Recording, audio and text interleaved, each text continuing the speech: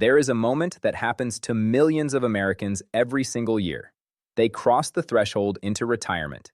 They leave the job, they cash out, they take a breath, and within 18 months, they realize that something has gone very wrong. The money is moving in a direction they did not expect. The expenses are higher than they planned. The income is lower than they calculated. And the decisions they made in those first critical months, decisions they made without complete information, are now locked in and cannot be undone. I have sat across from hundreds of people in this exact situation over the course of my career. People who worked hard for 30 and 40 years, who saved responsibly, who did everything they were told to do, and who still ended up financially vulnerable in their late 60s and 70s because of a small number of specific, avoidable mistakes made right around the age of 65. My name is Mr. Kurt, and I am a financial advisor who has spent the last 22 years working exclusively with retirees and pre-retirees. And today, I want to tell you about 7 mistakes that I see over and over again. 7 decisions that seem reasonable on the surface, but that silently drain retirement savings, reduce lifetime income, and leave people financially stressed in the years when they most deserve peace of mind. If you are approaching 65 or you have recently crossed that milestone, stay with me through all 7. Because even one of these mistakes costs real money, and some of them cost everything. The first mistake is claiming Social Security at the wrong time. This is the single most consequential financial decision most Americans make in retirement, and most people make it without understanding what is actually at stake. Here is what the numbers look like. If your full retirement age is 67 and you claim Social Security at 62, the earliest possible age, your monthly benefit is permanently reduced by 30%, permanently for the rest of your life. If you wait until 70, the latest age at which delayed credits accumulate, your monthly benefit is 32% higher than your full retirement age amount. The difference between claiming at 62 versus waiting until 70 can exceed $100,000 in lifetime benefits for a person who lives into their mid-80s, which is now the average life expectancy for a healthy American who reaches 65. I understand the impulse to claim early. The money is there. You have paid into the system your whole working life. It feels like yours and you want it now. But the math on waiting is overwhelming for most people. Before you claim Social Security at any age, sit down with someone who can model out the lifetime benefit comparison for your specific situation. That conversation could be worth more than any investment you will ever make. The second mistake is underestimating healthcare costs in retirement. This one catches people completely off guard, even people who consider themselves financially sophisticated. Most people approaching retirement assume that Medicare covers their healthcare costs. Medicare covers a significant portion of healthcare costs. It does not cover all of them, and the gap is larger than most people realize. Medicare does not cover dental care. It does not cover vision care beyond basic screenings. It does not cover hearing aids, which cost between $3,000 and $7,000 per pair and which the majority of people over 75 need. It does not cover long-term care, which is the cost of assisted living, memory care facilities, or in-home care when you can no longer live fully independently. The average American couple retiring at 65 today will spend an estimated $315,000 on healthcare costs not covered by Medicare over the course of their retirement. That number comes from Fidelity's most recent retirement healthcare cost estimate, and it does not include long-term care. The average cost of a private room in a nursing home in the United States is currently over $100,000 per year. If you have not built healthcare costs, real comprehensive healthcare costs, into your retirement income plan, you have a gap in your plan that needs to be addressed before you retire. The third mistake is withdrawing from retirement accounts in the wrong order.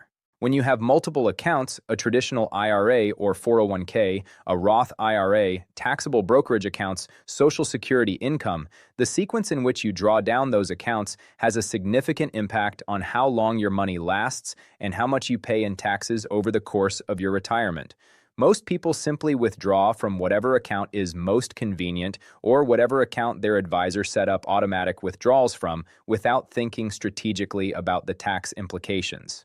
The general principle that applies for most people is this: draw from taxable accounts first, tax-deferred accounts like traditional IRAs and 401ks in the middle years, and leave Roth accounts for last because Roth withdrawals are tax-free and Roth accounts have no required minimum distributions during your lifetime. But the right sequence for any individual depends on their specific tax situation, their projected Social Security income, their other income sources, and their estate planning goals. What matters is that you have a deliberate, strategic withdrawal sequence, not just a default.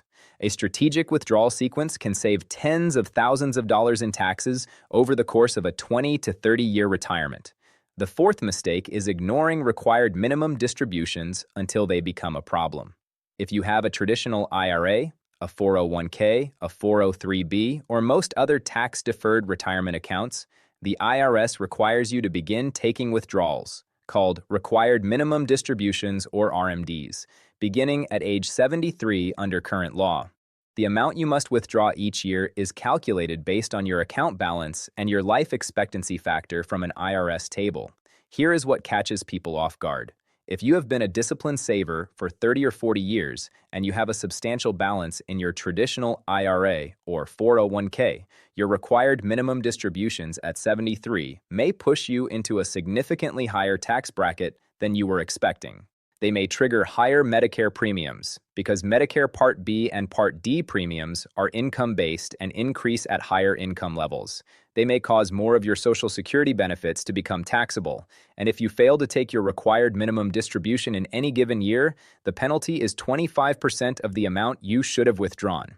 Planning for RMDs, potentially doing Roth conversions in the years before RMDs begin to reduce the balance subject to mandatory withdrawal, is a strategy that many people miss entirely and that can save significant money. The fifth mistake is carrying debt into retirement. This one seems obvious when you say it out loud, and yet a significant and growing proportion of Americans are entering retirement with mortgage debt, car payments, credit card balances, and in some cases, co-signed student loans for children or grandchildren. Carrying debt into retirement fundamentally changes the math of your retirement income. Every dollar going to a debt payment is a dollar that cannot cover living expenses, healthcare costs, or unexpected needs. And debt in retirement is particularly dangerous because your income in retirement is largely fixed. You cannot simply work more hours to cover an unexpected expense the way you could during your working years. If you are approaching 65 and you are carrying significant debt, addressing that debt before you retire, even if it means delaying retirement by a year or two, is often the mathematically correct decision. The exception is very low-interest debt, where the interest rate is lower than what you could reliably earn on the money used to pay it off.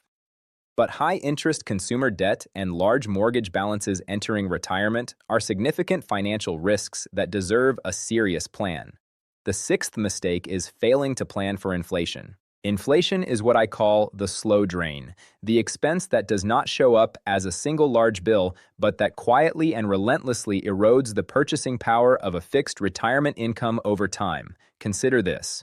If you retire at 65 with a monthly income of $4,000 and inflation averages 3% annually, that same $4,000 will have the purchasing power of approximately $2,200 by the time you are 85.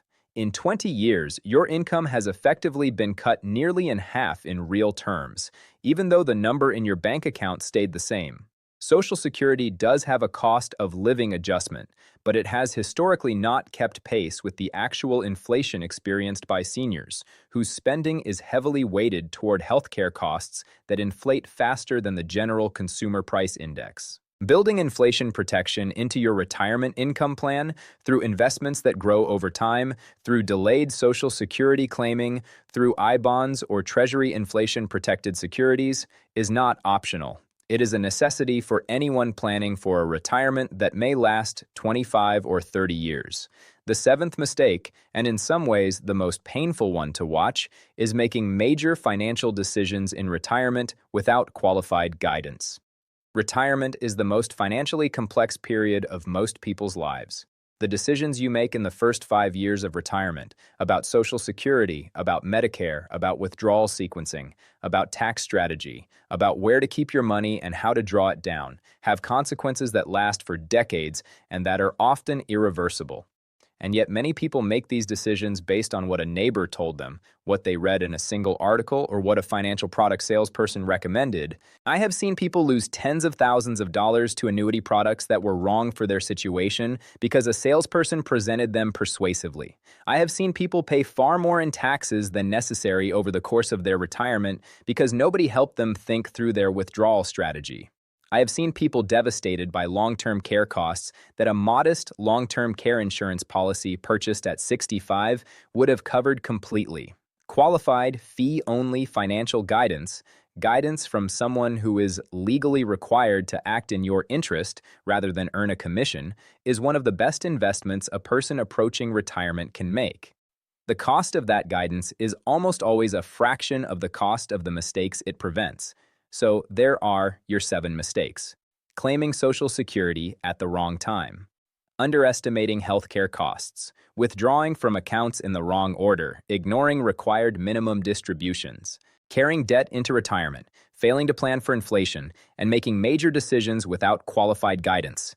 Every one of these mistakes is avoidable. Every one of them has a solution. And the earlier you address them, ideally before you retire, but honestly at any point, the better your financial outcome will be.